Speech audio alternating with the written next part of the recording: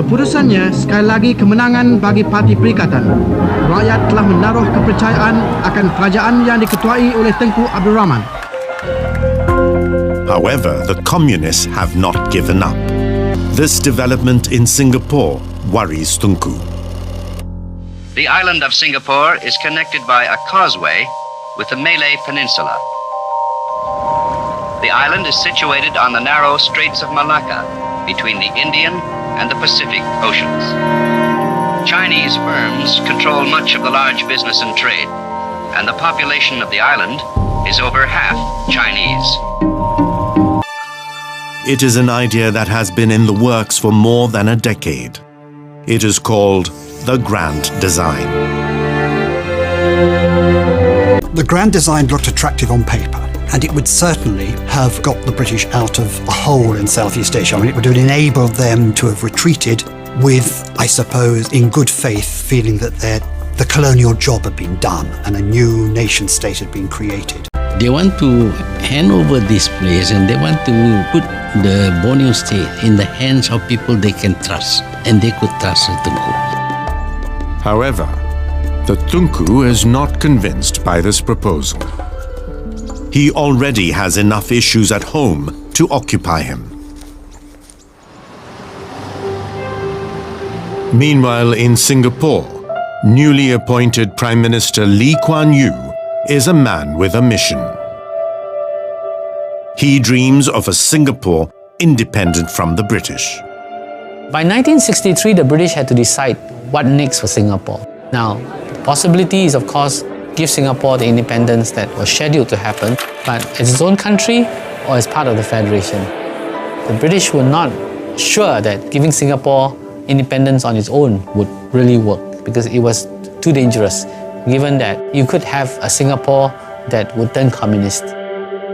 Luckily for Lee, the British are inclined to grant independence, but only under the right circumstances.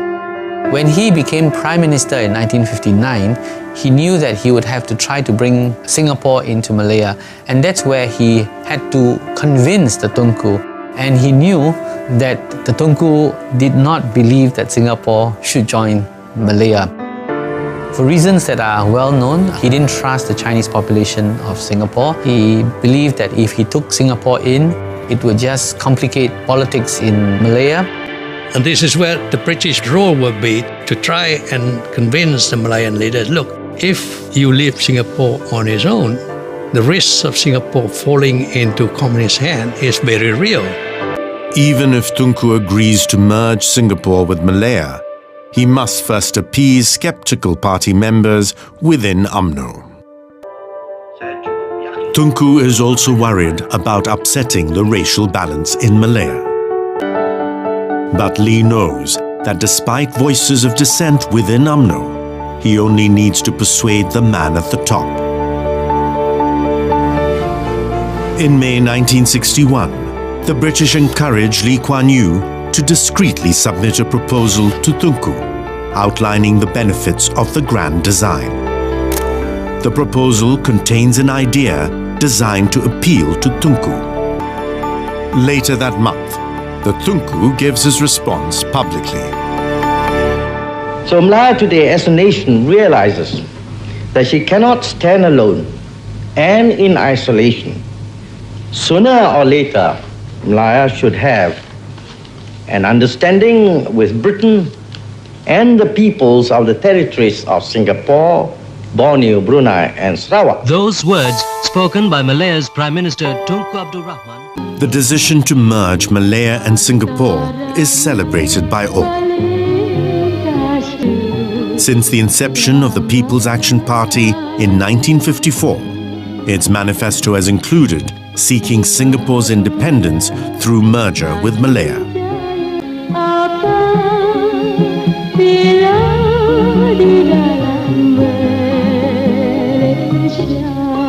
Now Lee Kuan Yew is hopeful this long-held ambition will be fulfilled. He also hopes merger will address the issue of growing communist influences in Singapore, including that within his own party. One of the radical left-leaning members in particular has caught the eye of the Tunku. Ironically, Lee Kuan Yew's political weakness is the key element needed to persuade Tunku to intervene. He believes a weak Singapore will become a hotbed for communism. Meanwhile, the Borneo territories present a different set of challenges. Regardless, the majority in the alliance put their trust in Tunku. Merger is rapidly proving to be an uphill battle for those planning it. On the northeastern tip of the great island of Borneo is Sabah, the home of the Dusun, the Murut, the Bajau and other races.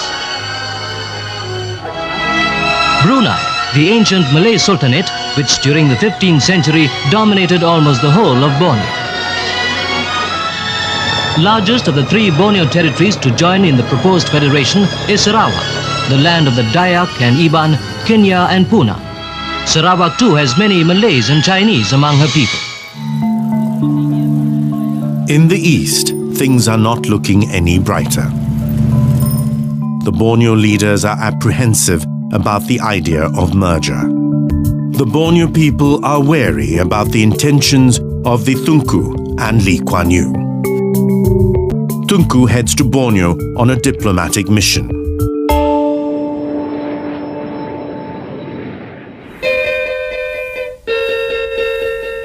An influential North Borneo leader emerges to oppose this plan, together with leaders from Parti Rakyat Brunei and the Sarawak United Progressive Party, or the SUPP.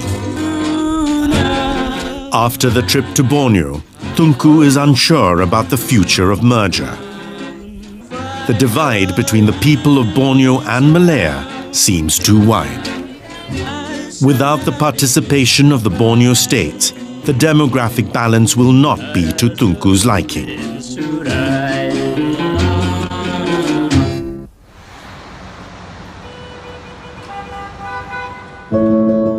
Tunku is adamant that the Borneo leaders must agree to the proposal if any progress is to be made. The Prime Minister of Singapore, Lee Kuan Yew, realizes he must take up the challenge. Malaya's Prime Minister, Tunku Abdul Rahman, needs the consent of North Borneo, Sarawak and Brunei to form a greater federation together with Singapore. Singapore's Prime Minister, Lee Kuan Yew, is determined to work hard to persuade them. But first, Tunku extends an invitation to the Borneo leaders to visit Malaya. Meanwhile, representatives from Sabah and Sarawak called on the Malayan Prime Minister to obtain a first-hand idea of what the Malaysia plan would mean for their countries. In his usual sincere and frank manner, the Tunku explained that Malaysia would not only hasten their independence, it would bring untold benefits as well. During the visit, Tunku's deputy Razak Hussain explains to the Borneo leaders the progress made since independence. Razak takes the Borneo leaders on a tour. Next, members of the legislative assemblies of Singapore, Malaya, Sarawak, Brunei and North Borneo decide to proceed with formal discussions regarding the idea.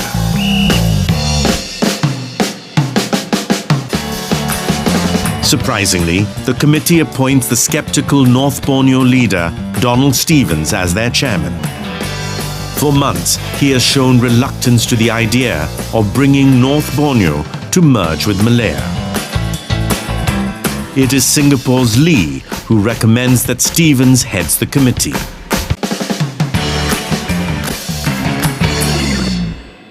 Sambutan tiba serta-merta.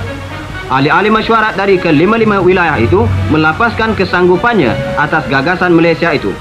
Persetujuan ini adalah satu keagungan dalam persidangan pertama Jawatan Kuasa Perunding Setiakawan Malaysia di Jesselton pada bulan Ogos tahun itu.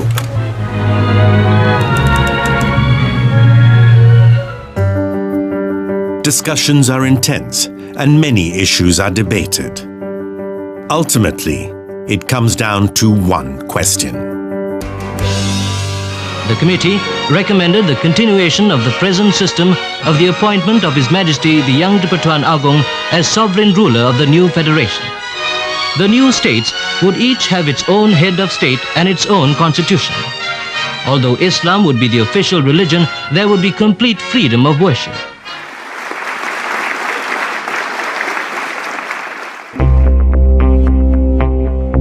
But the work is not completely done.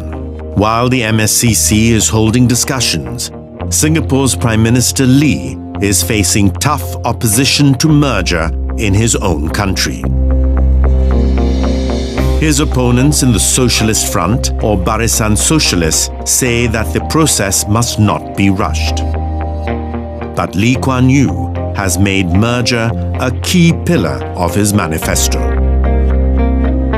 Lee knows he must win the Singaporean public to his side.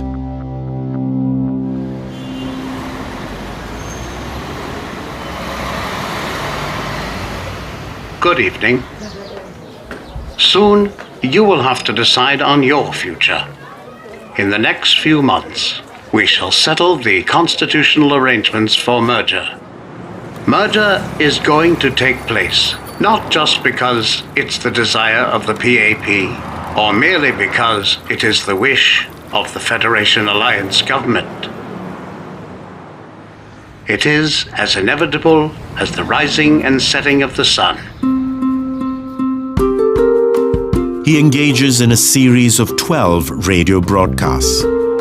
Through the radio talks, Lee Kuan Yew cautions the public about a grave threat in Singapore. He uses this to drive home the idea that merger would suppress or even eliminate the threat of communism in the region. Lee Kuan Yew works tirelessly day and night. In the next few weeks, he uses valuable airtime to ensure Singaporeans understand the urgent need to win the battle for merger. Meanwhile, the Malaysia Solidarity Consultative Committee, or MSCC, continues its meetings.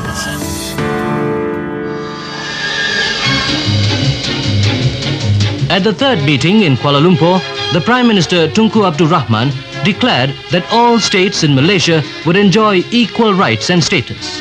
But due to the special position of Singapore, the city-state would retain local powers in labour and education. The meeting discussed the economic and financial implications of Malaysia and what it meant in terms of national development. Piece by piece, the Malaysia jigsaw fell into place to produce a glowing picture of a vigorous young nation in the making. And Tunku's plea of good faith assures the Borneo leaders that the future is bright.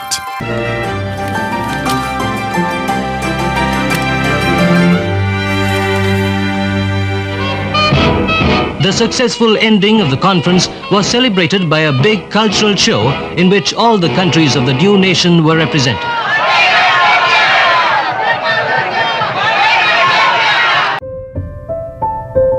The Malaysian Solidarity Consultative Committee proves to be a great platform for the leaders to discuss Malaysia. In November 1961, Tunku, Lee Kuan Yew and the British Prime Minister, Harold Macmillan, meet in London to advance discussions about Malaysia.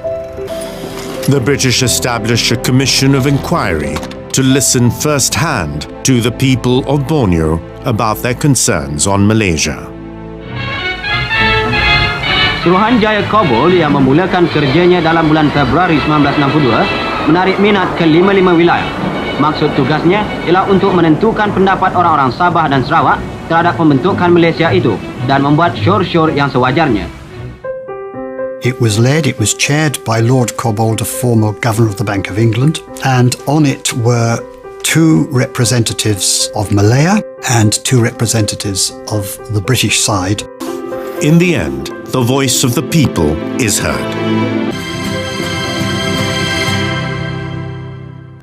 A diplomat at heart, Malaya's Prime Minister Tunku Abdul Rahman tries to persuade Sukarno to back down from his aggressive stance. Nothing must come in the way of forming Malaysia.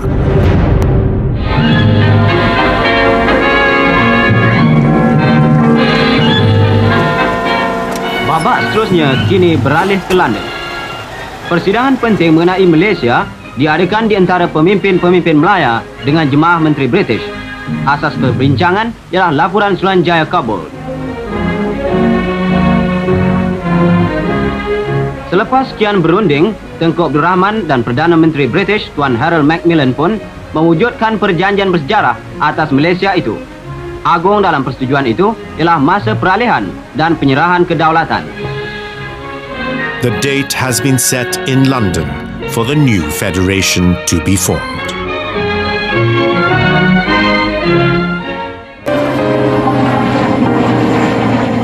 And he is one step closer to forming one of the biggest territories in Southeast Asia.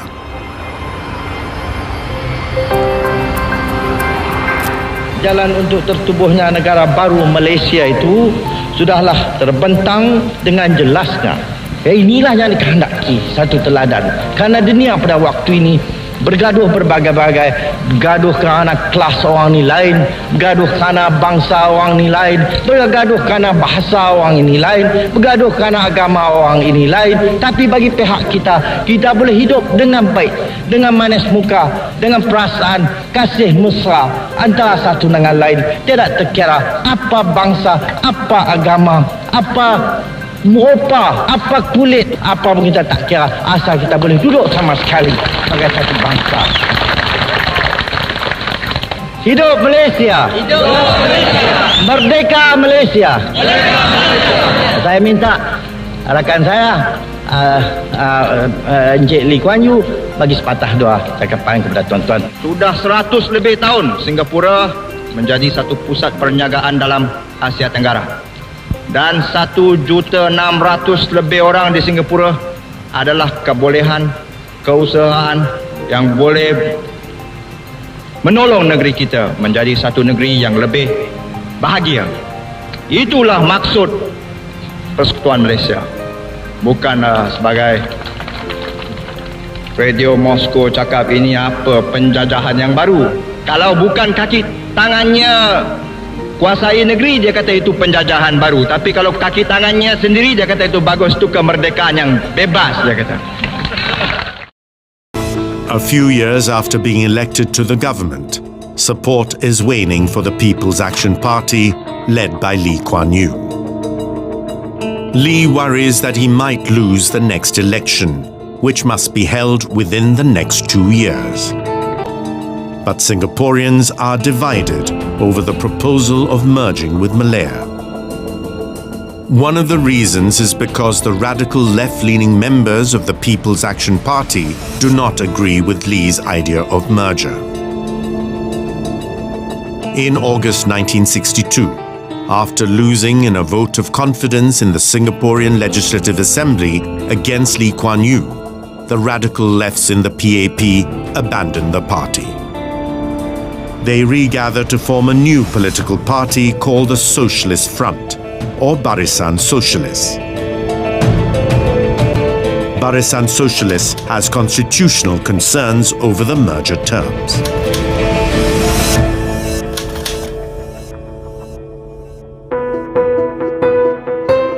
Lee wants to put an end to this debate once and for all.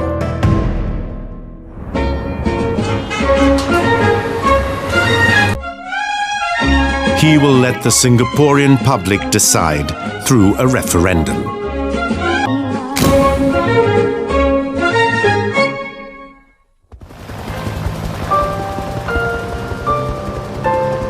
On the 1st of September 1962, Singaporeans wake up to decide the future of their country.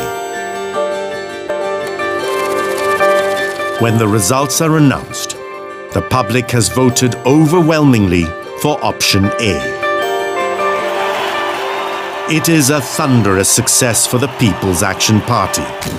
More importantly, Lee Kuan Yew emerges as the victor over his political nemesis. For the Singaporeans, merger is now imminent. They look forward to the new nation Lee had promised them. This is all welcome news for Tunku and his alliance members. But the problem does not end here. So missiles of 1,500 miles range and more were pointing at American cities. From Russian ports for a long time now, military supplies have been sent to Cuba. Not only rockets, but bomb-carrying planes. The world is on the brink of nuclear war. Uncertainty ripples through the world. It is especially felt by the British in the region and their major concerns with their weapons stockpile in Singapore. Another immediate crisis confronts the Tunku.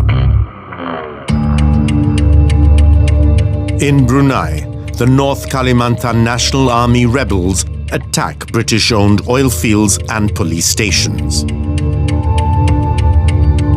In Singapore, Barisan Socialist comes out in support of the rebels that is closely linked to Azahari, the leader of Parti Rakyat Brunei. This development worries Tunku. Before merger can be finalized, he puts forth a firm condition to Lee and the British. The Brunei revolt is the last straw for Tunku on the subversive elements in Singapore. The stage is set for the Internal Security Council to act against Lim and his comrades. Dr. Ismail Abdul Rahman, one of the heads of the Internal Security Council, believes these arrests are necessary for the Malaysia plan to move forward. More than 100 left-wing activists and politicians are arrested. Whatever the criticisms of Operation Cold Storm may be, it paves the way for a merger with Malaya. Meanwhile, the Indonesian government is unhappy with these developments. Pada bulan Februari 1963, Sukarno sendiri mengumumkan penentangannya terhadap Malaysia. Kononnya, Malaysia adalah Nikolim.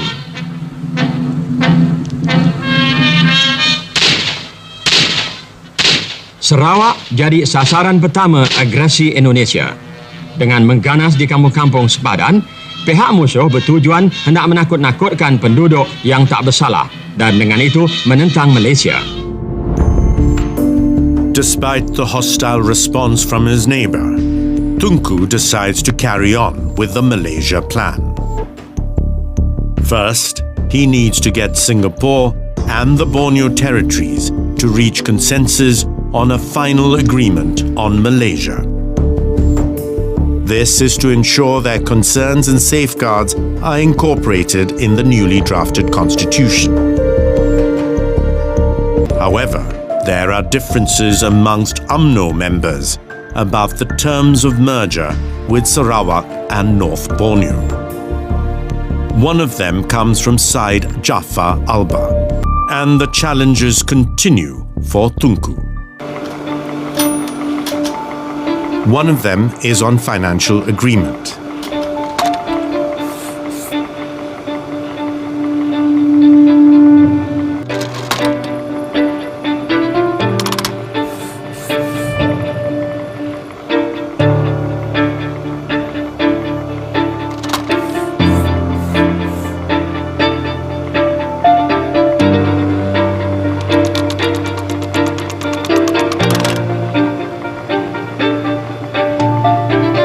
Tunku has had enough of this negotiation. He places the responsibility of resolving these issues on his deputy, Razak Hussain, in London.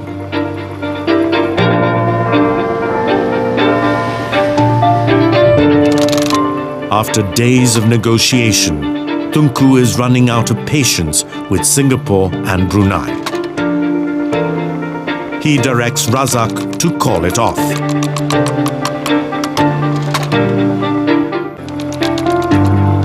But Razak believes he can work things out with Singapore and Brunei.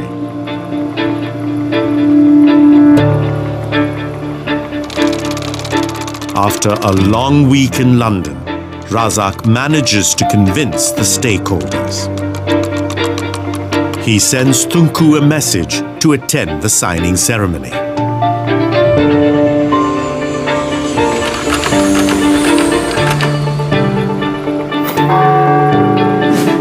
Yet, even at the 11th hour, there are outstanding issues.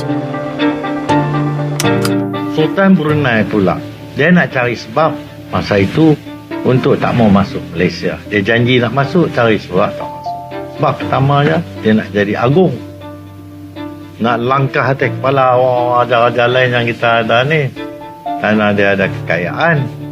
Kita bukan memandang kekayaan. Kita memandang keadilan.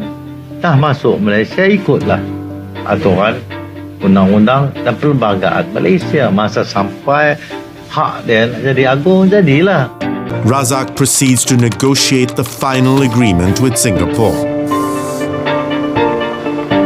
But Lee Kuan Yew is tough with the British on compensation for a War Department land in Singapore. This has further stalled the negotiations.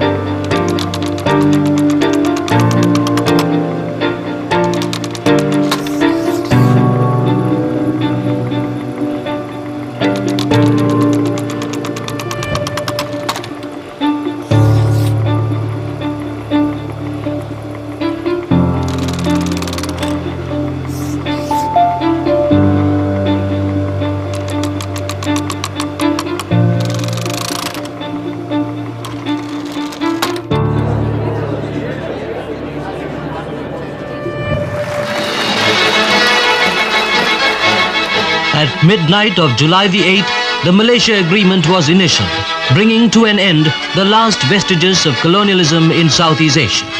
It signaled the birth of the new nation on August the 31st, 1963, and the reunification of ancient lands and peoples long separated by the forces of history. Malaysia, Malaysia, oh Malaysia, Malaysia.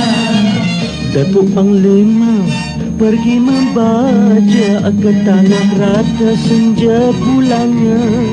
Kalau Saloma orang yang bijak, negara kita apa namanya? Kalau Saloma orang yang bijak, negara kita apa namanya? Oh Malaysia, Malaysia, oh Malaysia, Malaysia.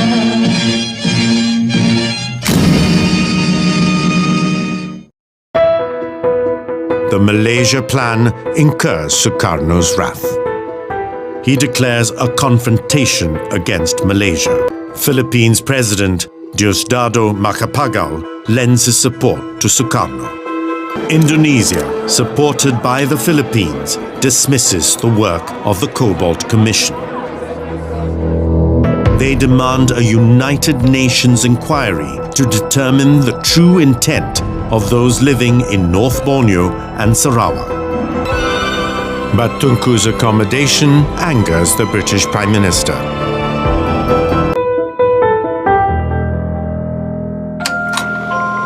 On the 16th of August 1963, 2 UN teams arrive in Sarawak and North Borneo to begin their tasks.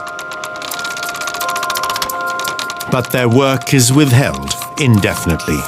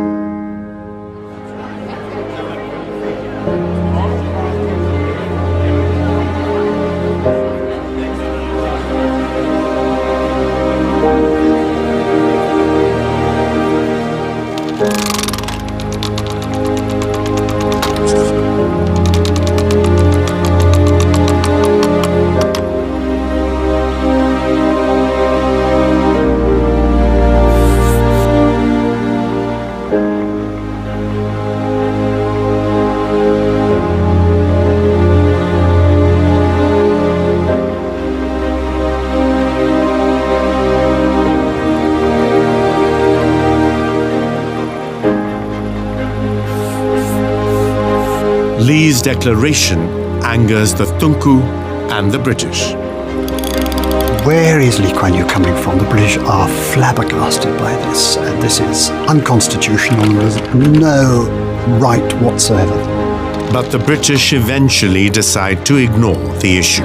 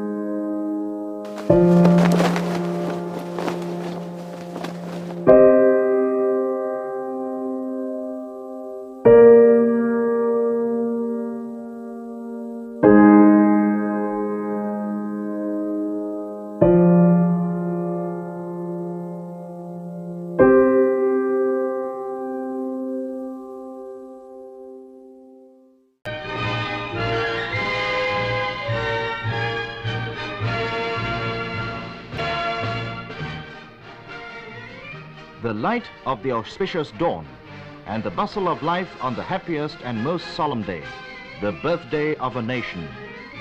On the 16th of September 1963, Malaysia was born, an independent nation comprising the former Federation of Malaya, Singapore, Sabah and Sarawak. A free and democratic nation of many races of man, long linked by cultural and economic ties. Now 10 million Malaysians are sharing a common destiny and a life of freedom and dignity. The whole country was specially dressed for Malaysia's birthday. In the air was the excitement of a dream becoming reality.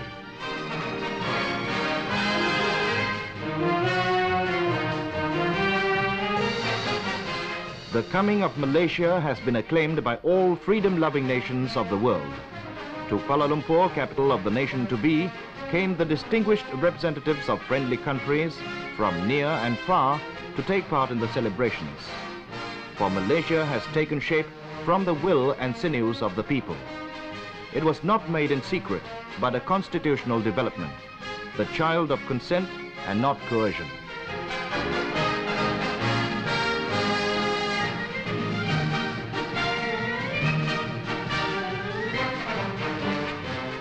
From Asia, Africa, Australasia and the Western Hemisphere came wise men and statesmen to the new cradle of freedom in this part of the world.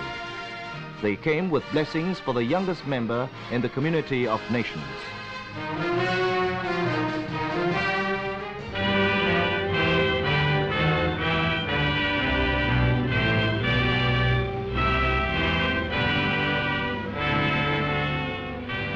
On the eve of Malaysia, a farewell ceremony, marking the end of colonialism in Sarawak and Sabah. The Union Jack was lowered for the last time in Sarawak, and the last guard of honor for the departing governor, Sir Alexander Waddell. It was the poignant epilogue of an old period.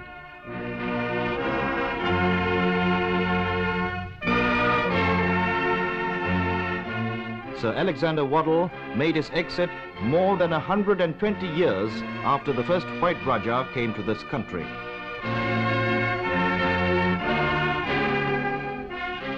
The people of Sabah has similarly erased the past. The story of foreign domination, which the British traders had started way back in 1878, came to an end. When the last British governor of Sabah, Sir William Good, bade goodbye to the people, the past was severed, but not the bonds of friendship between Malaysia and the United Kingdom, as both countries are members of the Commonwealth.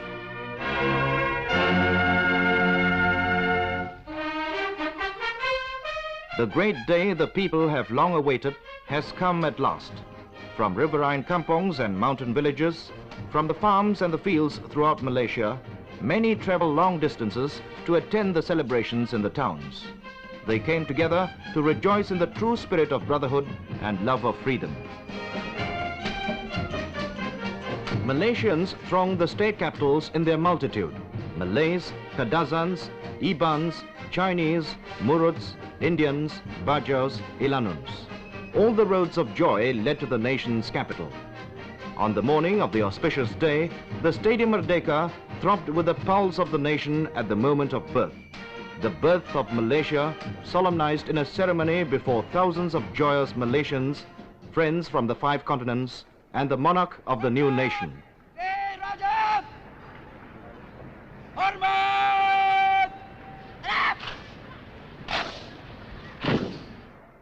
His Majesty Yang di-Pertuan Agong, Tuanku Said Putra Ibni Almarhum Said Hassan Jamalulil, is the supreme head of Malaysia. The Yang di-Pertuan Agong is a constitutional monarch elected by the Conference of Rulers. His Majesty rules and receives advice from the Parliament and Cabinet. Above everyone, His Majesty is the fountain of justice and the fountain of honor. His Majesty is the supreme commander of the armed forces of the nation.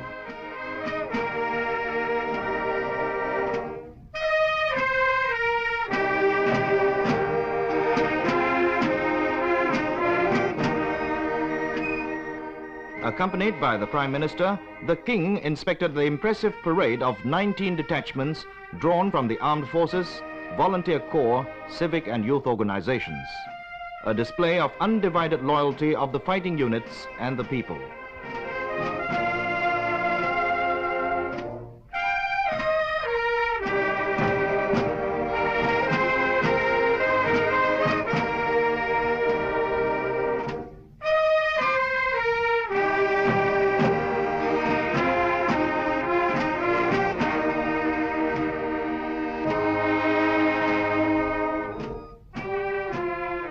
The climax of the inaugural ceremony was the raising of the flag of the new Malaysian nation. The Prime Minister formally handed the flag to Captain Tunku Ahmad Nerang, his son, of the Federation Reconnaissance Corps. Before the ceremony of hoisting the national emblem, the Prime Minister of Malaysia addressed the nation for the first time. His voice fraught with emotion, he behoved all Malaysians to take a pledge in the moment of glory. Dengan nama Allah yang Maha Kuasa, bahawa demi sesungguhnya kita akan pertahankan bendera bangsa dan negara kita itu dengan segala daya upaya kita, sekalipun dengan jiwa dan darah kita. Marilah kita sekalian. Let us pledge today and at this auspicious moment in the name of God that we will defend the flag of our nation and state with all our strength, even if necessary with our lives. Negara kita, terutama sekali. The Prime Minister's message was relayed at the same time through all radio networks to the length and breadth of the Malaysian territories. At this moment, he said, the flag of Malaysia will be flown simultaneously with ours here in this ceremony, at similar ceremonies in Singapore, Sarawak and Sabah, as well as in all the states of the former Federation of Malaya. Then, addressing the Yang di-Pertuan Agong, the Prime Minister dutifully requested His Majesty's permission for the ceremony of the raising of the flag to take place. bendera baru Malaysia ini dikibarkan. To the noble strains of the national anthem, Negaraku, My Country, the flag of Malaysia was proudly hoisted for the first time for all to see, the symbol of unity for 10 million Malaysians, the sign of sovereignty of the youngest nation in the world.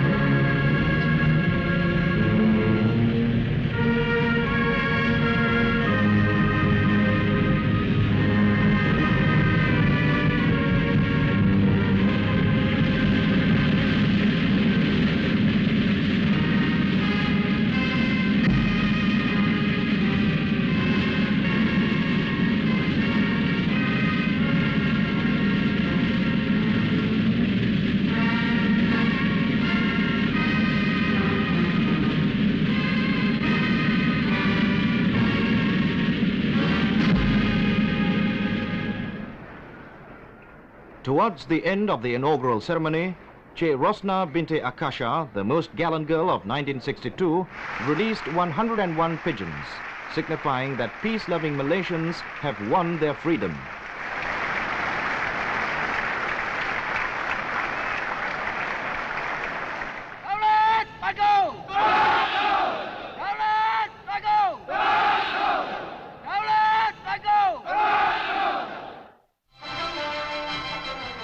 Malaysia has brought independence to Sabah, Sarawak and Singapore.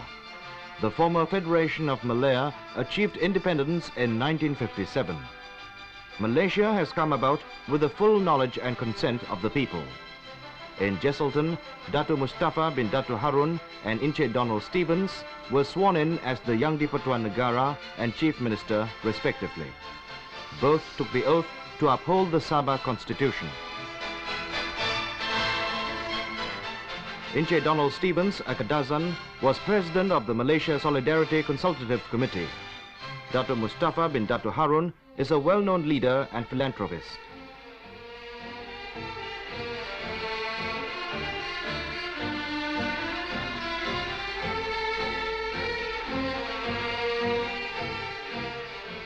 The Chief Minister proclaimed Sabah's attainment of independence in Malaysia. The voice of Kadazans, Bajaus, Muruts, Suluks, Kedayans and others in Sabah will henceforth be heard in the Malaysian Parliament.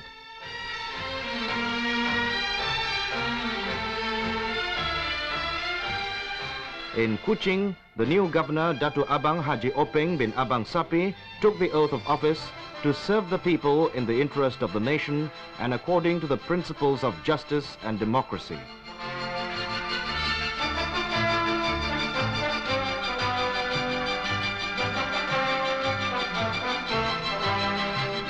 The Chief Minister, Inche Stephen Kalong Ningkan, then read the message of independence.